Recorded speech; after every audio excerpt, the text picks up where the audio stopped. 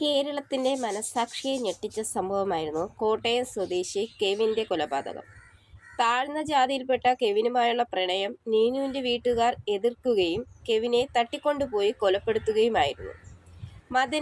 മകന്റെ മൃതദേഹത്തിനരികിൽ നീനുവിനെ ചേർത്ത് പിടിച്ച കെവിന്റെ പിതാവും നോവായി മാറിയിരുന്നു.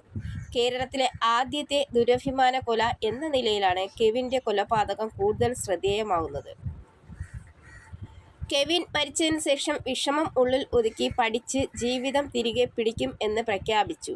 നീനു കരുത്തിന്റെ പ്രതീകമായി തന്റെ പ്രിയതമനെ കൊലപ്പെടുത്തിയ വീട്ടുകാർക്കൊപ്പം ഇനി പോകില്ല എന്ന തീരുമാനമെടുത്തു. നീനു ഇടയ്ക്കിടയ്ക്ക് ദുരഭിമാന കൊലകളുടെ വാർത്തകൾ പുറത്തുവരുമ്പോൾ നീനു എവിടെ എന്ന് ആളുകൾ തിരയാറുണ്ട്. നീനു MSWയിൽ പഠിക്കാൻ പോയേക്കുന്ന പിന്നീട് വാർത്തകൾ വന്നു. കെവിനെയും നീനുവിനെയും വീണ്ടും ഓർമ്മപ്പെടുത്തിയ സിനിമയായിരുന്നു മോഹൻലാലിന്റെ തുടരും. ദുരഭിമാന കൊലയുടെ കഥ പറഞ്ഞ സിനിമയ്ക്ക് പിന്നാലെ നീനു എവിടെയെന്ന ചോദ്യവും മലയാളികളുടെ മനസ്സിൽ ഉയർന്നിരുന്നു. പിന്നാലെ നീനു വിവാഹിത ആയി എന്ന രീതിയിൽ സോഷ്യൽ മീഡിയയിൽ പ്രചരണമുണ്ടായി. കെവിന്റെ നീനു വീണ്ടും വിവാഹിതയായി. വയനാട് സ്വദേശിയാണ് വിവാഹം കഴിച്ചത്. കെവിന്റെ പിതാവ് മുൻകൈയെടുത്താണ് വിവാഹം നടത്തിയത് എന്നായിരുന്നു പ്രചരണം.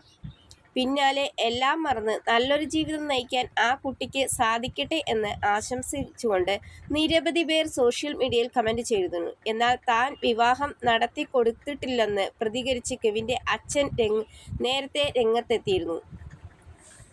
നീനുവിനെ ഞാൻ ആർക്കും കൈപിടിച്ച് കൊടുത്തിട്ടില്ല. നീനുവിന്റെ കല്യാണം കഴിഞ്ഞ വാർത്ത എനിക്കറിയില്ല. വ്യാജ പ്രചരണം നടത്തുന്നവരോട് തന്നെ ചോദിക്കണം എന്നായിരുന്നു അദ്ദേഹം ഒരു മാധ്യമത്തോട് പറഞ്ഞത്. എന്നാൽ നീനു വിവാഹിതയായി എന്നത് ഞങ്ങളുടെ അന്വേഷണത്തിൽ കണ്ടെത്തിയതാണെന്നും വ്യക്തമാക്കിയിരിക്കുകയാണ്.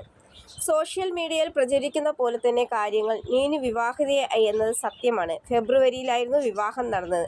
സമൂഹ മാധ്യമങ്ങളിൽ പ്രചരിച്ചതുപോലെ കെവിന്റെ വീട്ടുകാരല്ല വിവാഹം നടത്തിക്കൊടുത്തത്. കെവിന്റെ കുടുംബവുമായി നീനുവിന് ഇപ്പോൾ അടുപ്പം ഇല്ല എന്നാണ് അറിയപ്പെടുന്നത്. നീനു ഇപ്പോൾ കേരളത്തിന് പുറത്താണെന്നുള്ള വിവരവും വരുന്നുണ്ട്.